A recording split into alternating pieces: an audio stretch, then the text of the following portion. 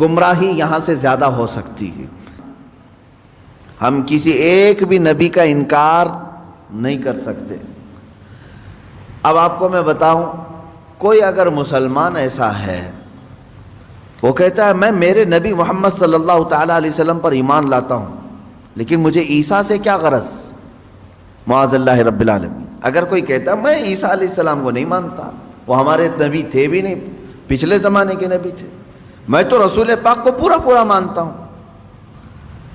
تو 1,24,000 کم و بیش جتنے نبی آئے اور قرآن پاک میں جتنے نبیوں کا اور احادیث میں جتنے نبیوں کا نام صراحت کے ساتھ آیا، ان پر ایمان لانا تمہیں ضروری ہے۔ ایک بھی نبی کا انکار کرو گے تو وجہ کیا رزلٹ کیا بنتا ہے معلوم ہے؟ اگر تم نے عیسیٰ علیہ السلام کا انکار کیا تو گویا کہ تم نے خود اپنے نبی کا انکار کیا، تم محمد صلی اللہ علیہ وسلم کو نہیں مان رہے، کیونکہ عیسیٰ کون تھے یہ ہمیں بتایا محمد صلی اللہ علیہ وسلم نے۔ ان کی نبوت کا اگر تم نے انکار کیا تو گویا کہ تم نے اپنے رسول کا انکار کیا۔ ہم کسی بھی نبی میں فرق نہیں کرتے، یہ رد میں آئی ہے آیت، یہ آیت جو آئی ہے، پھر سے میں پڑھ رہا ہوں، توجہ، اللہ فرما رہا ہے وہ لوگ جو اللہ پر اور اس کے رسولوں پر ایمان لائے اور رسولوں پر ایمان لانے میں کسی میں فرق نہیں کرتے۔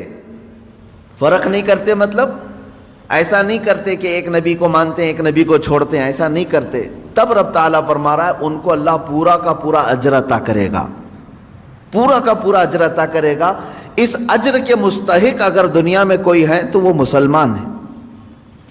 عیسائی بھی نبیوں کو مانتے ہیں، یہودی بھی نبیوں کو مانتے ہیں، اور ہم بھی نبیوں کو مانتے ہیں، لیکن فرق ہے سب میں۔ یہودی جو ہے جتنے نبی آئے ان پر ایمان رکھتے ہیں، ابراہیم علیہ السلام سے لے کر موسیٰ علیہ السلام تک تقریباً نبیوں پر ان کا اتفاق ہے۔ عیسائی جو ہیں کرسچن، یہ بھی تقریباً سب نبیوں کو مانتے ہیں، لیکن دونوں کے ماننے میں فرق ہے۔ یہودی بعض نبیوں کو اس طور پر مانتے ہیں کہ وہ اللہ کے نبی تھے، ہمارے مسیحا تھے، لیکن بعض نبیوں کے بارے میں وہ بہت گمراہی کے عقیدے رکھتے ہیں، جیسے حضرت اسحاق علیہ السلام کے متعلق، بلکہ حضرت ابراہیم علیہ السلام پر ہی انہوں نے زنا کی تہمت لگائی۔ اسحاق علیہ السلام کے متعلق یہ ہے کہ وہ اللہ سے لڑ لیتے تھے، کبھی وہ اللہ کو گراتے تھے، کبھی اللہ ان کو گراتا تھا، معاذ اللہ۔ یہ یہودیوں کا عقیدہ ہے۔ تو نبیوں پر ایمان لانے میں یہ آدھے آدھے ہیں۔ اسی طرح سے عیسیٰ علیہ السلام کو نگلیکٹ کرتے ہیں، بالکل نہیں مانتے۔ کون؟ یہودی۔ عیسائیوں کا بھی حال ان سے کچھ زیادہ اچھا نہیں ہے۔ یہ بنی اسرائیل کے تقریباً نبیوں کو مانتے ہیں، لیکن بعض نبیوں کا یہ بھی انکار کرتے ہیں۔ کیسے؟ یہ تو سب سے بڑے نبی محمد صلی اللہ علیہ وسلم کو ہی نہیں مانتے۔ آج تو یہ پروموشن لے در ہی چھوڑے گا۔ صرف پروموشن سے کیا ہوگا یار، میں نے اپنے منی کو اسٹاک مارکیٹ پہ کام پہ لگا دیا ہے، IND منی پہ۔ ویسے تیرا منی کیا کر رہا ہے؟ اپنے منی کو خالی مت بٹھاؤ۔ Invest in the stock market starting with 50 rupees on IND Money. Download now. Investments in the securities market are subject to market risks. Read all the related documents carefully before investing. قرآن کہہ رہا ہے سارے نبیوں پر ایمان جو برابر رکھتا ہے، آدم علیہ السلام سے لے کر حضور پاک صلی اللہ علیہ وسلم تک جتنے نبی آئے، سب پر جو ایمان رکھتا ہے، اولئک سوف یؤتیہم اجورہم، اللہ فرما رہا ہے ان کو پورا کا پورا اجر میں عطا کروں گا۔ اب مجھے بتاؤ، یہودی عیسیٰ علیہ السلام کو نہیں مانتے، عیسائی محمد صلی اللہ علیہ وسلم کو نہیں مانتے، دنیا میں ایک ہی قوم ایسی ہے جو مسلمان، وہ موسیٰ علیہ السلام کو بھی مانتے ہیں، عیسیٰ علیہ السلام کو بھی، اور محمد صلی اللہ علیہ وسلم کو بھی۔ ہمارا کسی بھی نبی کے متعلق کوئی اختلاف ہے؟ ہم نے کبھی کسی نبی کا انکار کیا؟ ہم نے آج تک یہ نہیں کہا کہ موسیٰ علیہ السلام یہودیوں کے نبی ہیں، ہم نے یہ نہیں کہا کہ عیسیٰ علیہ السلام صرف عیسائیوں کے نبی ہیں، بلکہ ہم یہ کہتے ہیں کہ 1,24,000 کم و بیش جتنے نبی آئے وہ سب ہمارے نبی ہیں، سب پر ایمان ہے ہمارا۔ اب اس بات کو سمجھ کر کے چلیں کہ اس میں کبھی بھی فرق نہ کریں، یہ رد میں آئی ہے آیت ان لوگوں کے جو یہودی اور عیسائی کرتے ہیں۔ اچھا، اب یہاں پر میں ایک بات اور بھی عرض کروں کہ یہودیوں کی کتابوں میں بھی موجود ہے کہ آخری زمانے میں ایک نبی آئیں گے جن پر نبوت کا خاتمہ ہو جائے گا. ان کی صفات بھی بیان کی گئی, ان کی تعریف میں ساری چیزیں بیان ہیں, یہودیوں کی کتاب میں بھی ہے. عیسائی جن کتابوں کو مقدس مانتے ہیں ان میں بھی ہے کہ ایک نبی آنے والا ہے جس کی تمام بشارتیں اس میں دی گئی ہیں. ان دونوں سے آپ پکڑ کر کے پوچھو وہ نبی کہاں ہے, کب آئے گا, وہ نبی کہاں ہے. یہودیوں سے بھی ہم پوچھتے ہیں جس نبی کے آنے کی بشارت تمہاری کتابوں میں ہے, آخر وہ کون ہے, کون سا نبی ہے. اگر تمہارے اعتبار سے محمد صلی اللہ علیہ وسلم ہیں تو پھر ایمان کیوں نہیں لاتے؟ تم اپنی کتاب پر عمل نہیں کر رہے ہو. عیسائیوں سے پوچھو جس نبی کے آنے کی بشارت عیسیٰ علیہ السلام دے کر کے گئے اپنی کتابوں میں, وہ کون ہے وہ نبی؟ اگر محمد صلی اللہ علیہ وسلم ہیں تو پھر ان پر ایمان کیوں نہیں لاتے؟ اور اگر نہیں مانتے تم کہ وہ بشارت جن کی دے کر کے گئے تھے وہ محمد صلی اللہ علیہ وسلم نہیں ہے, تو میاں 1400 سال سے زیادہ کا عرصہ, 2000 سال کا عرصہ ہو گیا, وہ نبی اب تک کیوں نہیں آیا؟ یہودیوں سے بھی ہمارا سوال ہے, عیسائیوں سے بھی ہمارا سوال ہے, اس لیے کہ اس سے پہلے اتنا لمبا گیپ کبھی نہیں آیا. 2000 سال ہو گئے. یہودی آپ سے بھی ہم پوچھتے ہیں کہ تمہاری کتابوں میں جس نبی کے آنے کی بشارت دی گئی ہے وہ کون ہے نبی؟ اگر محمد صلی اللہ علیہ وسلم ہے تو ایمان کیوں نہیں لاتے؟ اور اگر وہ نہیں ہے تو پھر کون ہے, وہ کب آئے گا؟ اگر عیسائی بھی یہ جواب دیں, ان سے بھی میرا یہی سوال ہے. میرے عزیزو, یہاں پر یہ آیت اسی لیے آئی ہے کہ یہ بعض نبیوں کو مانتے ہیں جو ان کی طبیعت میں ہے, اور بعض کا انکار کرتے ہیں جو ان کی طبیعت میں نہیں ہے. یہاں سے میں ایک نتیجہ اخذ کر کے آپ سب سے بھی کہنا چاہوں گا, کبھی بھی شریعت کو اپنی طبیعت کے مطابق نہ بناؤ. جو تمہیں اچھا لگے وہ شریعت ہے, اور جو کڑوا لگے اس کو تھوک دو. اکثر ایسا ہوتا ہے. مثال کے طور پر مولانا صاحب جب تک آپ کو بیان کر رہے ہیں آپ کو بہت اچھی لگنے لگی تقریریں ہیں, کیا بولتے ہیں مولانا صاحب, بہت اچھا ہے. کس بارے میں بول رہے تھے؟ آپ کو جتنے لوگوں نے دھوکہ دیا ان کے خلاف بول رہے تھے, بہت اچھے مولانا ہیں. دھوکے کے خلاف بولیے آپ, بہت سارے لوگ جو ہے دھوکہ دیتے ہیں. پھر ہم نے شرابیوں کے خلاف بولا, بہت اچھا بولتے مولانا, اس لیے کہ شراب بندی ہونی چاہیے, ہمارے معاشرے میں بہت سارے بگڑے, ان کو صحیح کرنا چاہیے. مولانا صاحب نے ایک دن انہی کے بارے میں کہہ دیا کہ سود کھاتے ہو آپ, بہت برا مولانا ہے. تو گویا کہ تم نے شریعت کو اپنی طبیعت کے مطابق بنانے کی کوشش کی. جو تمہارے زخموں پر انگلی رکھے تو اس کو تم خراب کہو گے. یہودیوں کی یہی طبیعت تھی اور آج بھی یہی ہے. یحییٰ علیہ السلام ان کے نبی ہیں, بنی اسرائیل کے نبی ہیں. بادشاہ بڑی عزت کرتا تھا. یحییٰ علیہ السلام جوان تھے, 30 یا 33 سال کی عمر کے. بادشاہ نے ایک بار شادی کی, چند دنوں کے بعد دوسری شادی کی اسی بیوی کی بہن سے. 2 بہنوں کو ایک نکاح میں جمع کر لیا, یعنی 2 بیویاں ہیں لیکن دونوں سگی بہنیں ہیں.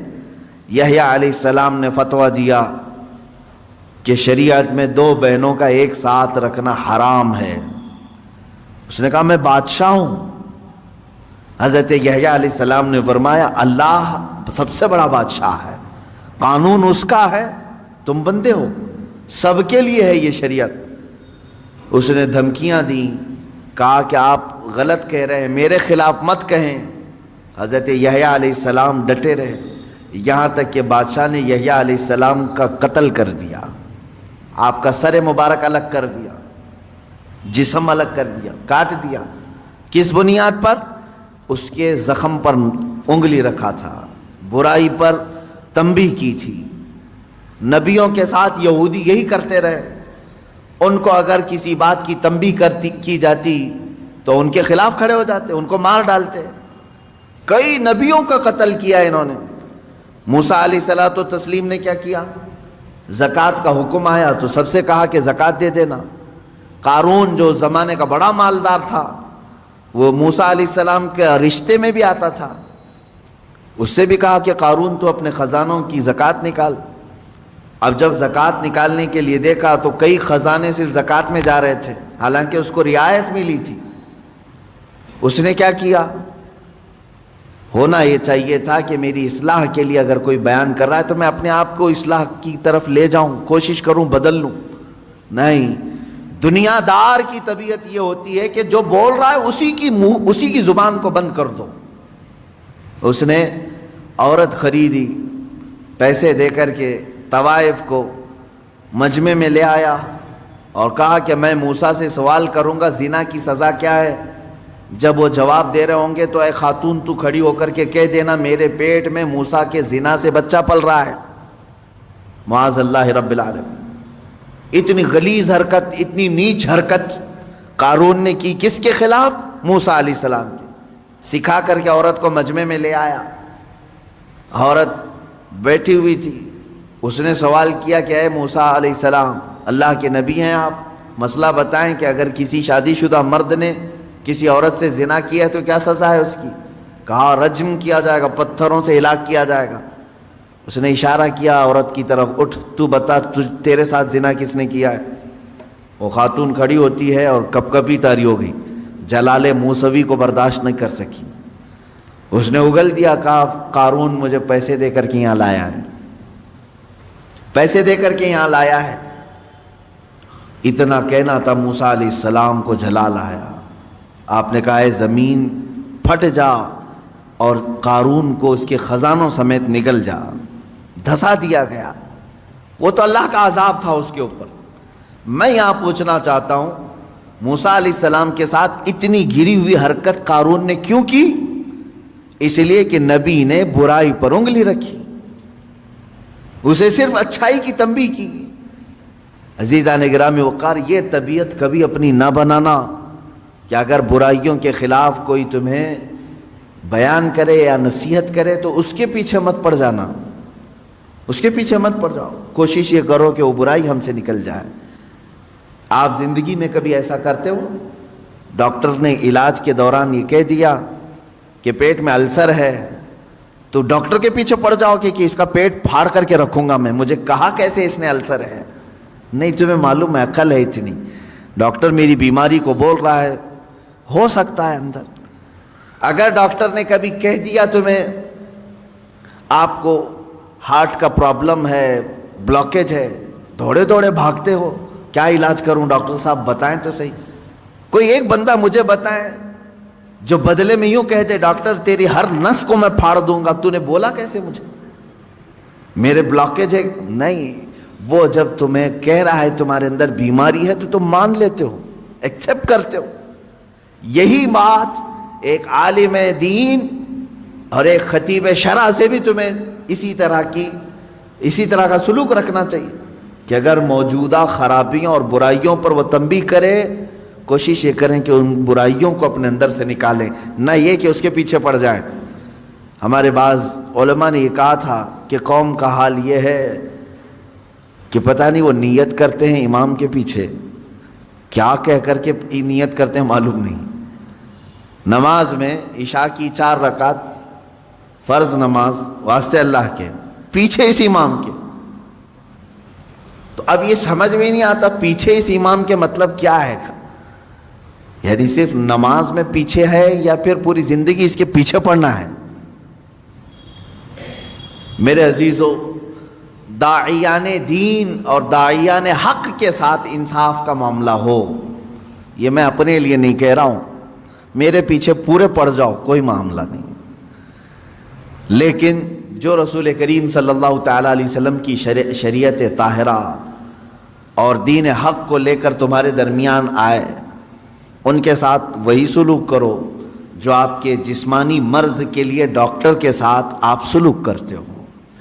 انبیاء اکرام علیہ السلام کے ساتھ یہودیوں نے جو سلوک کیا، وہ سلوک آپ نائبان رسول کے ساتھ نہ کریں. یہودیوں کو جو باتیں اچھی لگتی تھی وہ لے لیتے تھے، اور جو ناپسند ہوتی تو نبیوں کا ہی قتل کر دیتے تھے. 1-2 نہیں، ہزاروں نبیوں، 10,000 نبیوں کا قتل کیا ہے انہوں نے، تقریباً 10,000 نبیوں کا. قرآن میں کئی جگہ پر آیت آئی وَيَقْتُلُونَ النَّبِيِّينَ بِغَيْرِ حق، یہ ناحق نبیوں کا قتل کرتے تھے. نبیوں کا کام یہ اتنا ہی ہوتا کہ ان کی برائیاں بتا دیتے تھے، یہ غلط ہے. تو یہاں آج امت کو بھی میرا یہی پیغام ہوگا کہ اگر تمہاری برائیاں کوئی بتائے تو یہودیوں کی طرح ان کے جان کے پیچھے نہ پڑ جاؤ، بلکہ ان برائیوں کے خاتمے کے لیے مل بیٹھ کر کے لائے عمل تیار کریں. اب آگے کی آیت میں پڑھتا ہوں. اللہ تعالیٰ فرماتا ہے اے رسول، یہ اہل کتاب آپ سے کہیں گے، آپ سے سوال کرتے ہیں کس چیز کا؟ ان تنزل علیہم کتابا من السماء، کہ آسمان سے ہم پر کوئی کتاب اتار کر کے دکھاؤ. آسمان سے ہم پر کوئی کتاب اتار کر کے دکھاؤ. اللہ تعالیٰ فرما رہا ہے ہاں ایسا ہوا بھی تھا. حضور صلی اللہ تعالیٰ علیہ وسلم کے پاس یہودیوں اور عیسائیوں کی جماعتیں آئی اور کہنے لگے ہمارے سامنے اترنا چاہیے کتاب، آپ پر آ رہی ہے وہی. اچھا وہی کیسے آتی تھی یہ بھی میں بتاؤں. یہ قرآن کی جو آیتیں آتی تھیں کس انداز سے؟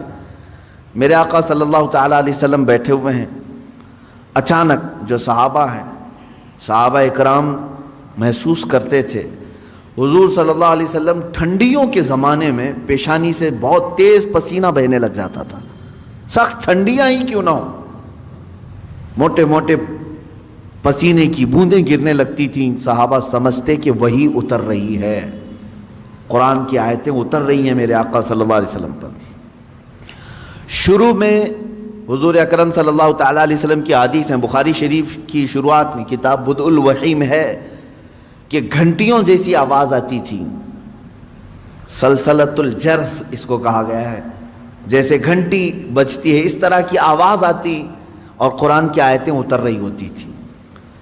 کبھی جبرائیل امین علیہ السلام انسان کی شکل میں آ کر کے بیان کر کے چلے گئے. ایک صحابی حضرت دحیہ کلبی رضی اللہ تعالیٰ، اکثر حضرت جبرائیل امین ان کی شکل میں بارگاہ رسول میں آتے تھے. کبھی ظاہری شکل میں آتے، کبھی کسی کو نظر نہیں آتے اور اتار رہے ہوتے قلب مصطفیٰ صلی اللہ علیہ وسلم پر آیتیں اتاری جا رہی ہوتی تھی. اب یہ وہی اترنے کا انداز معلوم تو ہوتا لیکن اترتا ہوا کوئی دیکھتا نہیں سوائے رسول پاک صلی اللہ علیہ وسلم کے. تو اب یہ یہودی اور عیسائی آئے اور کہے ایک کتاب ایسے اترنا چاہیے، وہ دکھنا چاہیے ہمیں کہ آسمان سے کتاب اتر رہی ہے. تو اللہ تعالیٰ نے فرمایا اے رسول یہ آپ سے سوال کر رہے ہیں کہ آسمان سے کوئی کتاب اتار کر کے دکھائیں. یہی وہ لوگ ہیں جو آپ سے پہلے اس سے بھی بڑا سوال موسیٰ علیہ السلام سے کر چکے ہیں. اس سے بھی بڑا سوال کیے تھے موسیٰ علیہ السلام. کیا کیے تھے؟ وہ پہلے پارے میں بھی آیتیں گزر چکی، یہاں پر بھی ہے فقد سألوا موسیٰ اکبر من ذالک. تو یہ تو موسیٰ علیہ السلام سے اس سے بھی بڑا سوال کر چکے. کیا؟ فقالوا ارنا اللہ جہرتا.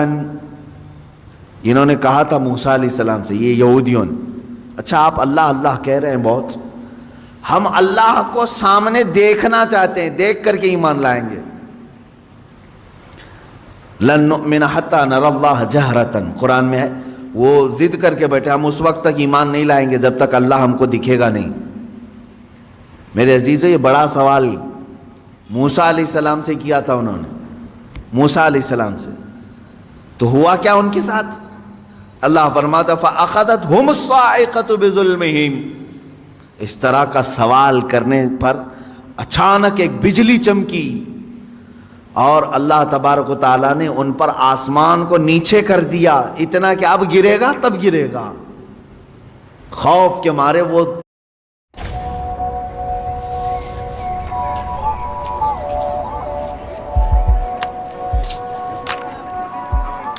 Started it from a dormitory room almost 13.5 years back, and here we are today at the 14th season of the festival.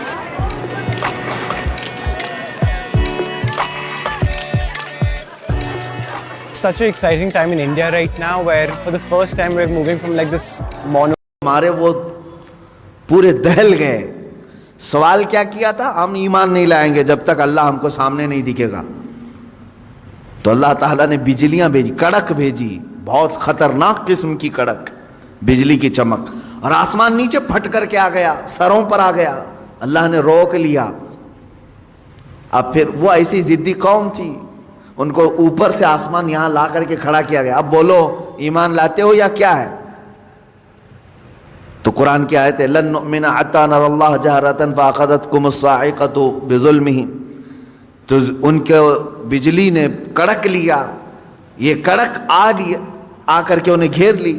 تو پھر کہنے لگے نہیں ہم ایمان لاتے ہیں موسیٰ کے رب پر, ہے اللہ کوئی ہے. اب ضرورت نہیں ہے دیکھنے کی. اب یہاں سے سنیے میرے عزیزوں, نبیوں سے ایسا سوال کیا گیا ہے تو اللہ تبارک و تعالیٰ نے بیان فرمایا. مجھے حیرت ہوتی ہے, موسیٰ علیہ السلام کی قوم نے ان سے کہا تھا ہم ایمان نہیں لائیں گے اس وقت تک, توجہ ہے نا, ہم ایمان نہیں لائیں گے اس وقت تک جب تک کہ اللہ کو آنکھوں سے دیکھ نہیں لیں گے. موسیٰ علیہ السلام ولی تھے یا نبی تھے؟ نبی تھے, سب کو معلوم ہے. نبی کا درجہ بڑا ہے یا ولی کا درجہ؟ نبی کا. نبی کو معجزہ بھی ملا ہے, طاقت بھی ملی ہے, اور ان کی شان محبوبی بھی ہے. اللہ ان کی باتوں کو رد نہیں کرتا. موسیٰ علیہ السلام سے جب ان کی قوم نے سوال کیا تو دکھوا دینا چاہیے تھا نا. ٹھیک ہے چلو میں اللہ دکھا دیتا ہوں تم ایمان لے آؤ. نہیں دکھائے. موسیٰ علیہ السلام اپنی قوم کو اللہ نہیں دکھوائے. وجہ یہ ہے کہ وہ خود بھی نہیں دیکھے, وہ خود بھی انہوں نے نہیں دیکھا تھا. اب میں آپ سے یہ کہنا چاہتا ہوں, اتنے سالوں گزر جانے کے بعد للو پچھو پیر صاحب آئے اور وہ مریدوں سے کہتے ہیں ہم اس وقت تک تمہیں بیعت میں نہیں شامل کریں گے جب تک اللہ تمہیں دکھا نہیں دیں گے. مرید بھی گھومتے ہوئے کہہ رہا ہے کہ ہمارے پیر صاحب تو اللہ دکھاتے ہیں پھر بیعت کرتے ہیں. کون سا پیر ہے وہ جو اتوار کے بعد آتا ہے یا منگل سے پہلے آتا ہے, یا پھر مرشد جسے کہا جاتا ہے ہدایت دینے والا؟ عزیزان گرامی وقار, قرآن پڑھو. اس طرح کی ایسی باتیں نہ مارو, ہواؤں میں نہ پھینکو. وہ مریدین بھی ویسی ہیں, پیر بھی ویسا ہی ہے. اس نے کیا دکھایا, انہوں نے کیا دیکھا, پتہ ہی نہیں ان کو. میں نے سنا ہے کہ کوئی پیر صاحب ہیں وہ بھیجے میں اللہ دکھاتے ہیں. بکرا کاٹتے ہیں, بکرے کا سر پھوڑ کر کے اس کا بھیجا نکال کر کے اس میں رکھتے ہیں. واللہ عالم, یہ بھیجے کا تصور کہاں سے آیا یہ بھی نہیں معلوم کہ میاں جب دکھانا ہی ہے تو بھیجے میں کیوں, انڈے میں کیوں نہیں دکھتا, گردے کلیجے میں کیوں نہیں دکھواتے. میرے خیال سے ایسا ہو سکتا ہے کہ پیر صاحب کو بھیجا پسند ہوگا. جتنے مرید دیکھیں گے اتنے بھیجے آئیں گے. کیا تماشا ہے, دین کو تماشا بنا کر رکھا ہے. اے غیور مسلمانوں, اپنی عقل کا استعمال کرو. یا قرآن تو یہ کہہ رہا ہے کہ موسیٰ علیہ السلام سے ان کی قوم نے کہا تھا, ایک جگہ نہیں, یہ آیت 2 جگہ آئی ہے, 2 جگہ پڑھ کر کے دیکھ لو. ان کی قوم نے کہا تھا ہم جب تک اللہ کو نہیں دیکھ لیں گے جب تک آپ پر ایمان نہیں لے آئیں گے. موسیٰ علیہ السلام نبی ہو کر کے اپنی قوم کو نہیں دکھائے. نہیں, اللہ دیکھنے والی چیز ہے ہی نہیں. قرآن کہتا ہے لا تدرکہ الابصار وہو یدرک الابصار. کوئی آنکھ نہیں ہے جو اس کو گھیر میں لے لے. اگر کسی آنکھ میں آ گیا تو وہ خدا نہیں, خدا وہ ہے جو کسی کے آنکھ میں سما نہیں سکتا. ہاں وہ اللہ رب العزت ہے جو ساری نگاہوں پر حاوی ہے, پوری دنیا کو وہ دیکھ رہا ہے, لیکن اسے دیکھنے والی آنکھ نہیں. رسول کریم صلی اللہ تعالی علیہ وسلم اس سے مستثنا ہیں. صرف اللہ رب العزت نے میرے نبی صلی اللہ تعالی علیہ وسلم کو اپنا دیدار کرایا. یہ ایکسیپشن ہے, یہ ایکسیپشن ہے. وہ زندگی میں ایک مرتبہ حضور اکرم صلی اللہ علیہ وسلم کے ساتھ ہوا بیداری کے عالم میں. لیکن یہاں پر بھی ہم یہی کہیں گے میرے عزیزو, جس وقت اللہ تعالیٰ کو اپنا دیدار کرانا تھا اپنے نبی کو, اس رات خصوصی طاقت ان کی آنکھوں میں ڈالی تب دیدار کرایا ہے. خصوصی طاقت و قوت دی تب دیدار کرایا. ورنہ تو بہت سارے صحابہ بھی اختلاف کرتے ہیں اس بات پر. صحابہ کی 2 جماعتیں. بعض صحابہ کا تو یہ کہنا ہے کہ نہیں, رسول کریم صلی اللہ تعالی علیہ وسلم نے اپنی آنکھوں سے نہیں دیکھا, دل کی آنکھوں سے دیکھا. یہ ماتھے کی آنکھوں سے نہیں دیکھا، اس لیے کہ قرآن کہتا ہے کوئی آنکھوں سے دیکھ ہی نہیں سکتی. اس میں حضرت عائشہ صدیقہ بھی ہیں، حضرت عائشہ صدیقہ بھی فرماتی ہیں. لیکن حضرت انس رضی اللہ تعالیٰ عنہ جو صحابی رسول ہیں، انہی کے مسلک پر ہم بھی ہیں. سب صحابہ اپنی جگہ پر حق پر ہیں، ہم ان کے مخالفین میں سے نہیں ہیں، لیکن انہوں نے اپنا اجتہاد کیا. حضرت عائشہ صدیقہ نے کہا کہ نہیں، قرآن کے حساب سے تو ممکن نہیں لگتا کہ کوئی دیکھ سکے، حتیٰ کہ حضور صلی اللہ علیہ وسلم بھی. لیکن حضرت انس نے فرمایا کہ میں نے خود رسول پاک صلی اللہ علیہ وسلم سے سنا ہے، اللہ کے نبی صلی اللہ علیہ وسلم نے فرمایا میں نے اپنی ان آنکھوں سے اللہ کا دیدار کیا ہے. تو ایک صحابی کی روایت یہ بھی ہے. تو یہاں سنی ہوئی بات ہے حضور سے، اس لیے ہم اس کو زیادہ قبول کرتے ہیں. اور وہاں حضرت عائشہ کا اپنا اجتہاد ہے، حضور سے نہیں سنا انہوں نے. قرآن کو پڑھ کر کے وہ کہتی ہیں قرآن کے حساب سے تو نہیں لگتا کہ آنکھوں سے دیکھا جا سکتا ہے. حضور جو معراج میں گئے تھے اس وقت تو حضرت عائشہ کی شادی بھی نہیں ہوئی تھی. حضور صلی اللہ تعالیٰ علیہ وسلم جب معراج میں گئے تھے، حضرت عائشہ رضی اللہ تعالیٰ عنہ اس وقت تھی ہی نہیں. تو یہ تو روایات جو اس وقت موجود تھے ان کی لی جائے گی. بہرحال میں یہاں بات یہ کر رہا تھا کہ قرآن میں اللہ تعالیٰ نے فرمایا کہ موسیٰ علیہ السلام سے تو اس سے بڑا سوال کر چکے. اے نبی آپ سے یہ پوچھ رہے ہیں کہ ہمیں آسمان سے کوئی کتاب اتار کر کے دکھاؤ، سامنے سامنے دکھے گی تو ہم ایمان لائیں گے. تو اللہ نے فرمایا اس سے بڑا سوال یہ موسیٰ علیہ السلام سے کر چکے کہ ہمیں اللہ دکھاؤ تب ایمان لائیں گے. ان لوگوں کا ایک ہی علاج ہے، ان کے دل کے اطمینان کے لیے کوئی چیز نہیں کی جائے گی. ان کے لیے یہ روز ایک ایک چیزوں کا مطالبہ کریں گے. اب مثال کے طور پر اگر ہم یہ کہیں کرامت حق ہے، مانتے ہیں کہ نہیں؟ کرامت حق ہے، میں بیان کر رہا ہوں تو میرے ہی پیچھے پڑ گئے ابھی کر کے دکھا دو، ابھی کر کے دکھا دو. اچھا کیا کر کے دکھائیں؟ تو کہیں گے مٹی میں سے تم سونا نکال کے دکھا دو. ہاں میاں تم کو جو چاہیے وہی کرامت بھی تم کو چاہیے، سننا نکال کے دکھائیں. میرے عزیزو اس طرح کے مطالبے یہودیوں اور عیسائیوں کے ہوا کرتے تھے. اب مسلمانوں کا سب سے بہترین عقیدہ کیا ہے؟ الحمدللہ میں آپ کو بتاتا ہوں. تمہاری تعریف میں اللہ نے کیا فرمایا. یہ واحد قوم ایسی ہے میرے نبی کی کہ جب میرے نبی نے کہا اللہ ہے تو انہوں نے مان لیا. جب میرے نبی نے کہا یہ قرآن ہے تو اس کی ہر آیت پر ایمان لے آئے. کبھی بھی امت نے یہ نہیں پوچھا کہ اے رسول ہمیں اترتی ہوئی تو نہیں دکھ رہی، آپ کہہ رہے ہیں کیسے مانیں. نہیں، مسلمان قوم وہ ہے جنہوں نے کہا میرے نبی نے کہہ دیا تو ہو گیا. حتیٰ کہ حضور نے آ کر کے کہہ دیا کل کی رات میں سفر پر تھا، صحابہ نے ایمان قبول کر لیا، آمنا و صدقنا. اسی لیے قرآن جو شروع ہوتا ہے سورہ بقرہ میں آپ پڑھیں گے، شروع کی آیتوں میں اللہ نے تعریف میں فرمایا ھدی للمتقین الذین یؤمنون بالغیب. اللہ فرماتا ہے یہ کتاب ہم نے اتارا ہی ہے ان لوگوں کے لیے جو غیب پر ایمان رکھتے ہیں. یہ کتاب ہدایت ہے ان لوگوں کے لیے جو غیب پر ایمان رکھتے ہیں. آج تک مجھے بتاؤ برسوں سے آپ نماز پڑھنے کے لیے آ رہے ہیں، مسجد میں آ رہے ہیں، کبھی آپ نے امام صاحب سے جا کر کے پکڑ کے پوچھا کہ امام صاحب آپ اللہ اکبر کہہ کر کے جھکاتے ہیں سجدے میں، کبھی یہ تو بتاؤ ہے کہاں اللہ، دکھتا کیوں نہیں ہے مسجد میں؟ کبھی پوچھا آپ نے؟ نہیں. یہ مسلمان کی شان ہے. ہر مسلمان کے دل میں اللہ رب العزت کی محبت بسی ہوئی ہے. اسے معلوم ہے ایک ذات ہے، میری دیکھنے کی اوقات نہیں. جب وہ وقت آئے گا مولا حجابات ہٹائے گا اور اپنا دیدار کرائے گا. کیونکہ جنت میں جانے کے بعد مسلمان کو سب سے بڑا انعام کیا دیا جائے گا؟ سیب، انار، انگور، حوریں، غلمان، نہریں. سب سے بڑا انعام مسلمان کے لیے یہ ہوگا کہ اسے سارے حجابات ہٹا کر کے اللہ کا دیدار کرایا جائے گا. اس سے بڑا انعام کچھ ہوگا؟ پوری زندگی جس کے لیے وہ عبادت کرتا رہا وہ رحمان اسے دکھایا جائے گا. بلکہ قرآن کہتا ہے وجوہ یومئذ ناظرہ الی ربہا ناظرہ.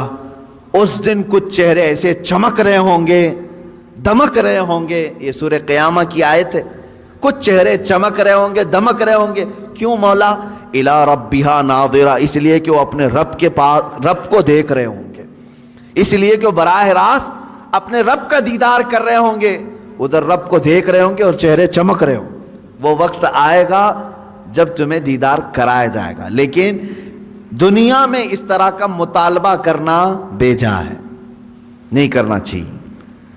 اللہ رب العزت نے جس چیز کو منع کر دیا اس چیز کا سوال نہیں ہوگا. کیونکہ موسیٰ علیہ السلام کو جب اللہ نے کہہ دیا لن ترانی, تم مجھے نہیں دیکھ سکتے, تو یہاں کون سا مرید 30 مار کہاں ہے جو موسیٰ علیہ السلام سے اوپر بننے کی کوشش کرتا ہو؟ ان سے بھی بڑا ہے کوئی جو اپنے پیر صاحب سے جا کر کے کہے کہ آپ مجھے اللہ دکھوائیے, اس کے بعد بیعت کرتا ہوں. ارے موسیٰ علیہ السلام کو کوئی دور پر نہیں دکھایا اللہ نے, اور تمہیں جھوپڑ پٹی میں دکھائے. یہ گمراہیاں جو ہمارے ہاں گھر کر رہی ہیں, اس کا علاج کرنے کی ضرورت ہے. میں اتنا سخت ان لوگوں کے خلاف اس لیے بولتا ہوں میرے عزیزوں, مجھے جہاں تک میرا دل کہتا ہے, اس طرح کے جو تصوف کے بہانے سے ہماری جماعتوں میں آئے ہیں, ان کا دور دور سے اسلام سے کوئی تعلق نہیں. یہ شیطان ہے جو انسان کے لباس میں ہمارے درمیان آتے ہیں. اس کو پہچانو. شیطان پیر کی شکل میں بہت زیادہ آتا ہے, اکثر آتا ہے, کیونکہ گمراہی یہاں سے زیادہ ہو سکتی ہے.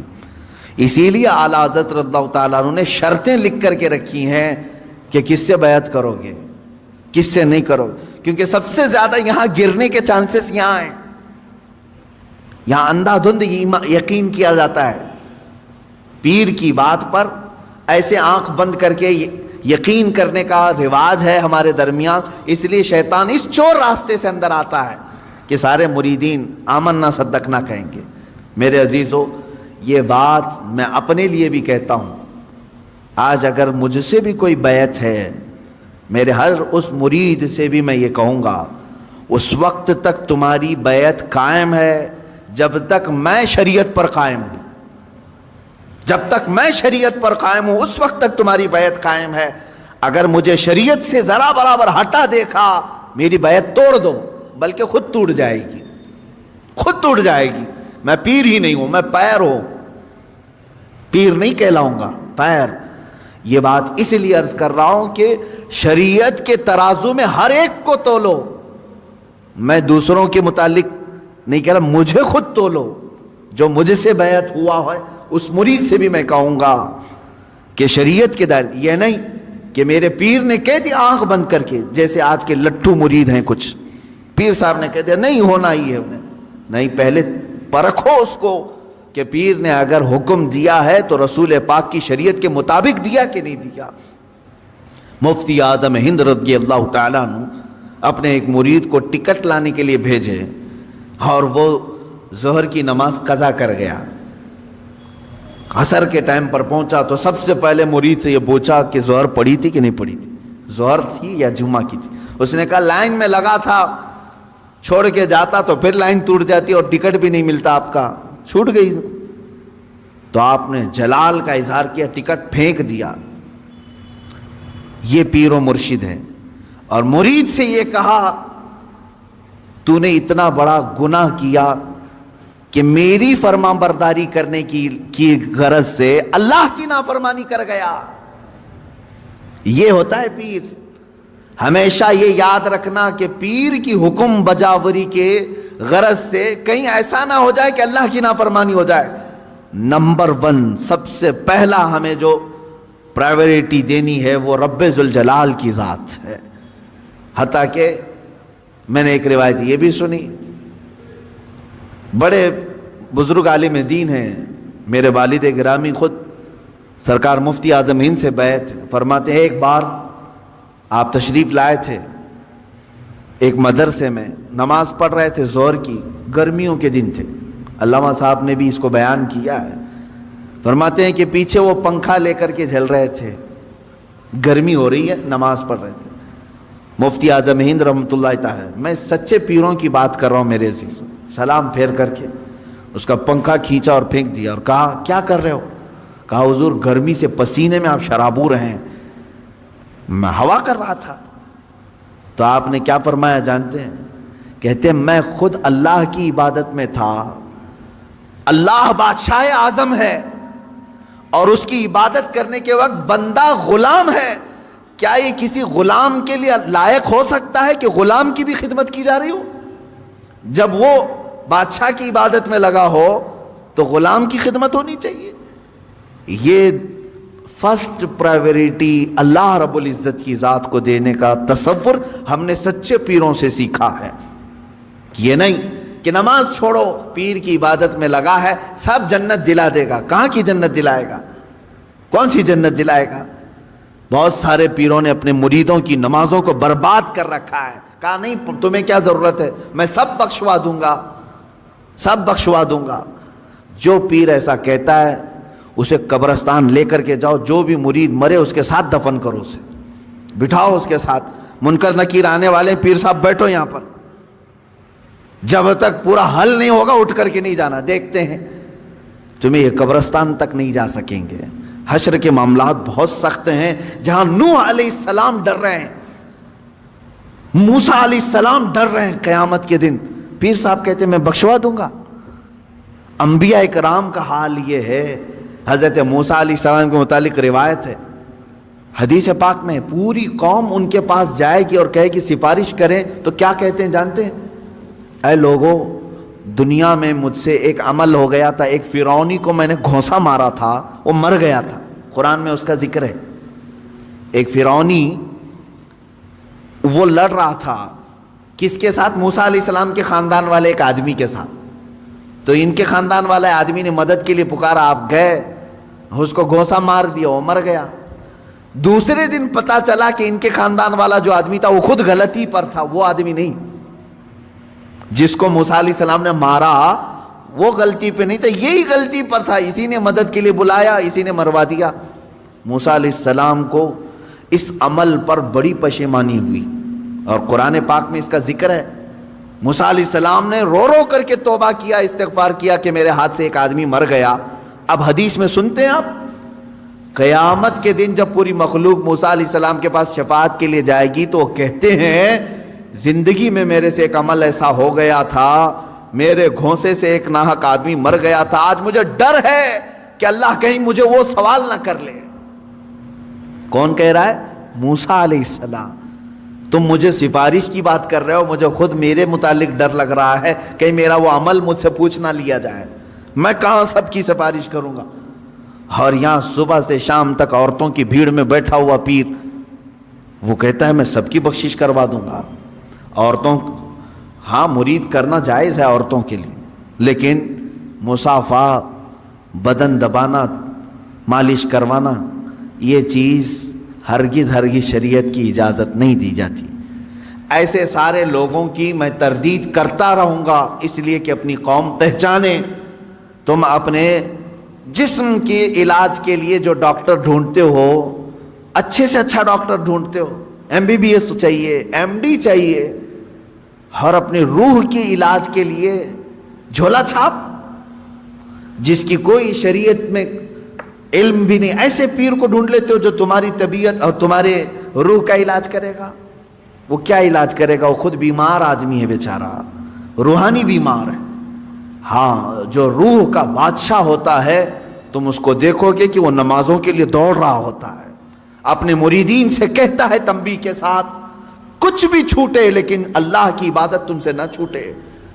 وہ پیر صحیح ہے جو تمہیں رب تعالیٰ تک جوڑ دے، یہ نہیں کہ تمہیں اپنی دکان تک جوڑ دے۔ یہاں پر سب آتا رہے، سب تم چلتے رہو، سب ٹینشن فری ہو کر کے جیو۔ کچھ مرید ایسے بھی ہیں، وہ سوچتے ہیں پیر صاحب کے پاس ہم نذرانہ ہدیہ بھیجتے رہیں گے تو ہمارے لیے دعائیں بھی کرتے رہیں گے، ان کا سایہ بنا رہے گا اور ہمارا سب چلتا رہے گا، کچھ بھی بلا نہیں آئے گی، مصیبت نہیں آئے گی۔ یہ سب جاہلوں کے پیدا کیے ہوئے معاملات ہیں میرے عزیزوں، جاہلوں کے ہیں۔ صحابہ کرام سے بڑھ کر کے مرید کون تھا؟ میرے آقا صلی اللہ علیہ وسلم سے بڑھ کر کے پیر کون تھا؟ اس کے باوجود رسول کریم صلی اللہ تعالیٰ علیہ وسلم سے صحابہ کرام کے اتنے گہرے تعلق کے باوجود مجھے بتائیں کبھی کسی صحابی کو حضور نے کہا ہو چھوڑ دو نمازیں، میں ہوں نا، किसी से कहा हो?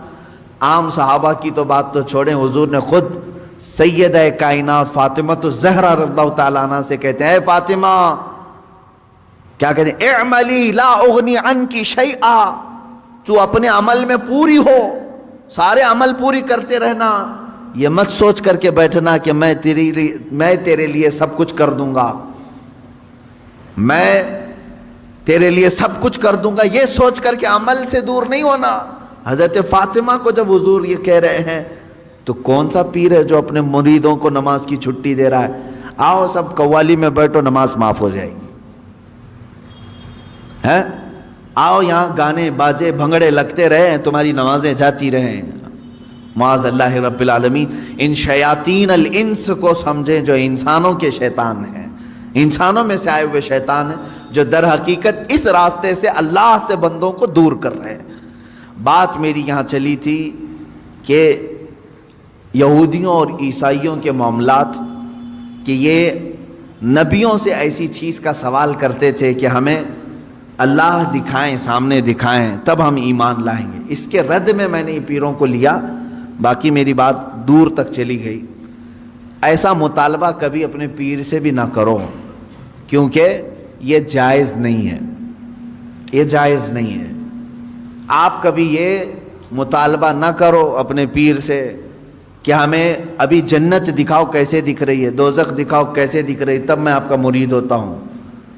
उनके बस और इख्तियार में ये सब चीज़ें नहीं दी गई हैं। मूसा अलैहिस्सलाम को अल्लाह ताला ने ये चीज़ नहीं दी, तो फिर किसी और पीर को क्यों देगा? ये तमाम चीज़ों का मुतालबा नहीं होना चाहिए। उसका सीधा सा जवाब है, अगर हमारे पास कोई आता है, तो हमारे एक बुज़ुर्ग आलिम दीन है, उन्होंने बयान किया था, एक साहब आए और इलाज के लिए मौलवी साहब या आमिल साहब या यही पीर साहब, चंदा छाप पीर साहब, इनके पास आए और कहा कि हज़रत फ़लाँ फ़लाँ चीज़ है, इलाज होनी चाहिए, आप बताएं क्या ख़र्चा आता है। तो बहुत सारे लोग ये उर्सों के या बुज़ुर्गों के नामों की अदद के एतबार से बहुत ज़्यादा ख्याल करते हैं। जैसे 11वीं के 11 रुपये रख दो, 12वीं के 12 रुपये रख दो, या 1200 रख दो। ये बुज़ुर्गों के उर्सों के दिन वगैरह को लेकर के या उनकी तादाद को लेकर के थोड़ा सा बहुत सारे अवाम में रिवाज है। पीर साहब ने उसको क्या कहा कि तेरा इलाज हो जाएगा, 1,24,000 नबियों के नाम के हिसाब से नजराना रख, 1,24,000 नबियों के नाम पर नजराना रख, तेरा इलाज हो जाएगा, डरने की ज़रूरत नहीं। अगर तुम्हारे साथ भी ऐसा हो इतना बड़ा नजराना, तो पीर भी जो है डिजिटल पीर है, मुरीद है इस ज़माने का। तो उसने कहा बिल्कुल हुजूर, आप एक एक नबी का नाम पढ़ते जाए, मैं 1-1 रुपये डालता जाऊंगा। कहां से पढ़ेंगे पीर साहब? क्योंकि न कुरान में उनके पूरे नाम आए हैं, ना हदीस में पूरे नाम आए हैं। सिर्फ हुजूर ने बताया है कि 1,24,000 नबी आए थे, तो पीर साहब ने कह दिया 1,24,000 नबियों के नाम पर नजराना रख दे, 1,24,000 रुपये, तेरा इलाज हो जाएगा। मुरीद ने भी कहा कि हुजूर ठीक है, 1-1 नबी का आप नाम बोलते जाएं, मैं डालते जाऊं। ज्यादा से ज्यादा वो पीर साहब 12 या 13 नबियों तक पहुंच सके, उतने नाम याद थे, 12 रुपये मिले और क्या मिलेंगे। अजीज़ान गिरामी वक़ार, इस तरह के मुतालबे भी किसी पीर से ना हो, और इस तरह के सवालात जो यहूदी करते थे। Flat 25% of on hotels. अब तो बेबो सिर्फ गो आईबीबो करेगी। Great hotels at great locations. ये क्या कर रहे हो सेनापति? आपकी जमा की हुई राशि की हिफाजत जहाँ पर कोई लूट न ले। 100 ताले और लगाए जाएं। यहाँ ताले की कोई जरूरत नहीं, ज़ूपी लूडो पे आपका डिपॉजिट है बिल्कुल सेफ। आज ही zupi.com से ऐप डाउनलोड करो, खेलो लूडो और जीतो लाखों तक कैश। इस खेल में आदत लगना या आर्थिक जोखिम संभव है, जिम्मेदारी से खेलें।